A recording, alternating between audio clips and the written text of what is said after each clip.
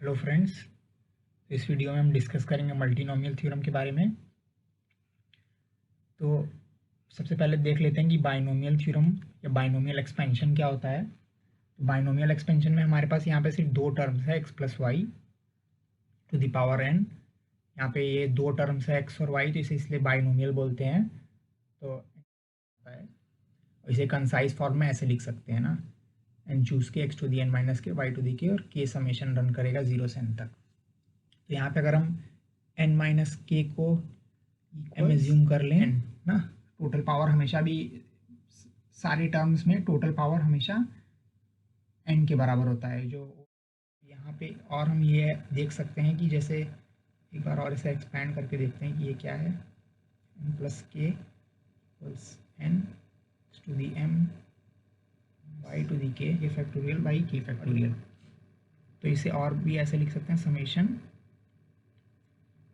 m plus k equals n factorial by n minus k factorial का मतलब हो गया m फैक्टोरियल, और ये k फैक्टोरियल है x to the m y to the k। तो हम आगे देखेंगे कि मल्टीनोमियल एक्सपेंशन भी कुछ इसी फॉर्म में आता है, समेशन समथिंग सब पावर्स का sum equals n factorial by individual जो भी पावर्स हैं उनके factorial times x to the power y to the power उसके कॉरस्पॉन्डिंग पावर। इस तरह से ये कुछ आता है।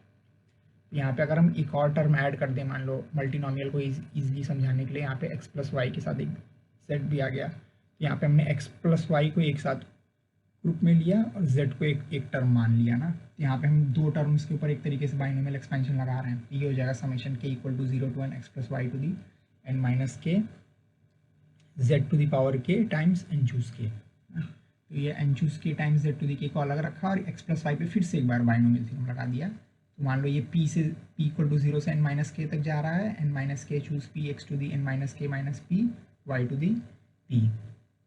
हाँ, अब यहाँ पे हम जो x की पावर है उसको हम फिर से m एज्यूम कर लेते हैं ना, m प्लस पी जो है वो n माइनस के बराबर है, जो कि अंदर वाले सम में m प्लस पी की वैल्यू हमेशा n माइनस के बराबर मेंटेन है। तो हम इस समेशन को फिर से यहाँ पे ऐसे लिख दिया। तो अब मैंने क्या किया कि जो हमारा जो बाहर वाला एक बाइनोमियल कोएफिशिएंट था एन चूज के, और अंदर वाला एक जो कोएफिशिएंट आया N minus k choose P, इन दोनों को साथ में ले आके एक्सपैंड किया ना। तो यहाँ पे हो गया एन चूज के हो गया मेरा यहाँ पे n factorial by k factorial n minus k factorial, और n choose n minus k choose p हो गया n minus k factorial by p factorial n minus k factorial n minus k minus p factorial ना, times x to the power m और y to the power p. तो यहाँ पे हम देखेंगे कि n minus k factorial cancel हो गया। तो मेरे पास बचा क्या, N factorial by k factorial P factorial, और N minus k minus M जो है मेरा वो एम के बराबर है। तो यहाँ पे एम फैक्टोरियल ना, और जेड टू द पावर के को भी अंदर ले आया। तो ये फाइनल फॉर्म इस तरह, ये जो टर्म था N factorial by k factorial P factorial, इसी को हम लोग मल्टीनोमियल कोएफिशिएंट कहते हैं ना, और इसे शॉर्ट हैंड में ऐसे लिखेंगे एन के पी एम ना। और अगर यहाँ पे सिर्फ दो टर्म रहता, जैसे हमने पहले देखा, अगर यहाँ पे के फैक्टोरियल मान लो नहीं रहता और n factorial by p factorial m factorial रहता, तो वो एक तरीके से बाइनोमियल कोएफिशिएंट हो जाता। अगर पी देख रहे हैं कि अगर हम इन दोनों समेशन को कंबाइन करना चाहते हैं जब, तो कैसे क्या कर सकते हैं, के की वैल्यू 0 होती है तो मेरे पास m और p की समेशन जो है n हो सकता है। तो m भी 0 से लेकर के n तक, p भी 0 से लेकर के n तक। इसी तरह से हम देख सकते हैं कि के एम पी तीनों के ही वेरिएशंस 0 से लेकर के n तक होते हैं हमेशा। और यहाँ से सिंपली तो ये देख ही रहे हैं कि m प्लस पी प्लस के जो है, m प्लस पी प्लस के जो है, इन तीनों का सम हमेशा n के बराबर मेंटेन्ड है ना। इन दोनों समेशंस में हमेशा सम n के बराबर मेंटेन्ड है, इसीलिए हम इन दोनों समेशन को फिर से कंबाइन करके लिख सकते हैं और ऐसा आ जाएगा। और m जो है वो 0 से n तक वेरी कर सकता है, k जो है पावर वो भी 0 से n तक वेरी कर सकता है, और p जो है वो भी 0 से जनरलाइज देखें माने k टर्म्स के लिए, तो सिंपली सेम लॉजिक यहाँ पे भी एक्सटेंड हो जाएगा। माने हमारा जो मल्टीनोमियल कोएफिशिएंट है वहाँ पे हम देख रहे हैं कि यहाँ पे मल्टीनोमियल कोएफिशिएंट जो आता है अंदर वो आ जाएगा n factorial by m1 factorial m2 factorial mk factorial. यहाँ पे ये जो m1 m2 mk हैं इन सबका सम n होना चाहिए टोटल, और ये x1 की पावर m1 x2 की power m2 and so on xk की पावर mk है ना। और इसे प्रूफ हम आसानी से कर सकते हैं मैथमेटिकल इंडक्शन से, और हम यहाँ पे प्रूफ करके नहीं दिखाएंगे इस चीज़ को। तो फिर इसके बाद हम देख रहे हैं कि हम ये जो मल्टीनोमियल कोएफिशिएंट है इसका हम एक और तरीके से इसको समझाया जा सकता है। कैसे कि अगर हमारे पास n ऑब्जेक्ट्स हैं, मान लो n ऑब्जेक्ट्स हैं और हमारे पास टोटल k ग्रुप्स हैं ना, जिसमें ith ग्रुप में हमको mi ऑब्जेक्ट्स चाहिए ना, टोटल mi ऑब्जेक्ट्स चाहिए। तो हम कितने नंबर ऑफ वेज में इन ऑब्जेक्ट्स को डिस्ट्रीब्यूट कर सकते हैं, देख सकते हैं कि सबसे पहले अगर मान लो मैं n ऑब्जेक्ट्स में से m1 ऑब्जेक्ट को सिलेक्ट कर लूँ ना, फिर बचे हुए n-m1 में से m2 ऑब्जेक्ट्स को ले लूँ, फिर उसमें से बचे हुए n-m1 माइनस m2 में से m3 को ले लूँ। इसी तरह से kth स्टेप में n-m1 minus m2 minus mk minus 1 में से mk को ले लूँ, तो ये मेरे पास यहाँ पे ऐसा कुछ आ जाएगा ना, इसे एक्सपैंड करके। ये टोटल नंबर ऑफ वेज हुए। यहाँ पे हम देख रहे हैं कि ये कॉरस्पॉन्डिंगली एक तरीके से कैंसिल हो जाएगा, n-m1 यहाँ पे n-m1 से कैंसिल है, n-m1 minus m2 minus mk जो है वो यहाँ पे इसके पुराने टर्म से कैंसिल हो रहा होगा। तो हमारे पास डिनोमिनेटर में जो है वो n factorial by m1 factorial m2 factorial and so on mk factorial, और ये लास्ट वाला फैक्टोरियल एक आ जाएगा n minus m1 minus m2 and so on up to mk factorial ना। लेकिन इसका मतलब n minus m1 minus m2 and so on minus mk जो है वो 0 के बराबर हो जाएगा ना। तो ये पार्ट जो है वो तो मेरा 0 फैक्टोरियल इक्वल टू 1 हो गया। फाइनल एनालिसिस में ये नंबर ऑफ वेज मेरे इतने आ गए ना, n factorial by m1 factorial m2 factorial and mk factorial ना। Number of ways to divide n objects को k ग्रुप में डिवाइड करके, जिससे कि हर ग्रुप में फर्स्ट ग्रुप में m2 ऑब्जेक्ट आए, सेकंड ग्रुप में फर्स्ट ग्रुप में m1 ऑब्जेक्ट आए, सेकंड ग्रुप में m2 ऑब्जेक्ट आए, kth ग्रुप में mk ऑब्जेक्ट आए। तो इसे डिवाइड करने का हमारे पास इतनी ही नंबर ऑफ तरीके जितने होंगे वो वही मल्टीनोमियल कोएफिशिएंट के बराबर आता है। और यहाँ पे हम ये भी देख सकते हैं कि किस ऑर्डर में हम नंबर ऑब्जेक्ट्स निकालते हैं, उसमें उससे नंबर ऑफ वेज जो है उसमें कोई फ़र्क नहीं पड़ता। जैसे हमने पहले n में से m1 ऑब्जेक्ट्स निकाला, फिर m2 ऑब्जेक्ट्स निकाला। अगर हम बजाय कि n में से m1 निकालने के बजाय पहले n में से m2 को चूज़ करते, फिर बचे हुए n माइनस m2 में से m1 को चूज़ करते एंड सो ऑन, इस तरह से कुछ करते मतलब, तो यहाँ पे हमारे पास आंसर में कोई फ़र्क नहीं पड़ता। जैसे कि यहाँ पे क्योंकि जो n माइनस m2 फैक्टोरियल आता ना, m2 फैक्टोरियल, और ये हो जाता, ये वाला पार्ट हो जाता हमारे पास, ये पार्ट है ये, और ये हो जाता n minus m2 factorial by m1 factorial और n minus m2 minus m1 का फैक्टोरियल। ये यहाँ पे n माइनस m2 कैंसिल हो जाता है। तो हम देख रहे हैं कि फिर से कुछ मेरे पास पहले की तरह ही आता है ना, बस यहाँ पे ऑर्डर ही अरेंज हो जाता है, m2 फैक्टोरियल हो जाए m1, पहले m2 आ गया, फिर m1 फैक्टोरियल आ गया, लेकिन ओवरऑल एक्जैक्टली आंसर सेम आता। तो किस ऑर्डर में हम ऑब्जेक्ट सेलेक्ट करते हैं इससे कोई यहाँ पे फ़र्क नहीं पड़ रहा है। फिर यहाँ पे हम एक सिंपल सा प्रॉब्लम देखते हैं सॉल्व करके कि कैसे हम मल्टीनोमियल कोएफिशिएंट्स का यूज़ कर सकते हैं मल्टीनोमियल एक्सपेंशन का। तो यहाँ पे हम देख रहे हैं कि मेरे पास यहाँ पे दिया हुआ है n चूज़ m और m चूज़ p ना। तो पहले तो इसे एक्सपैंड करके देख रहे हैं कि m और m कैंसिल हो रहा है ना। ये कुछ यहाँ पे इस तरह से कुछ आ रहा है, n factorial by n minus m factorial m minus p factorial times p factorial ना। यहाँ पे हम ये देखते हैं कि इन तीनों का सम क्या है। जैसे ये जो n माइनस m है, ये m माइनस p है और ये है, तो इसको हम i मान लेते हैं और इसको j मान लेते हैं ना।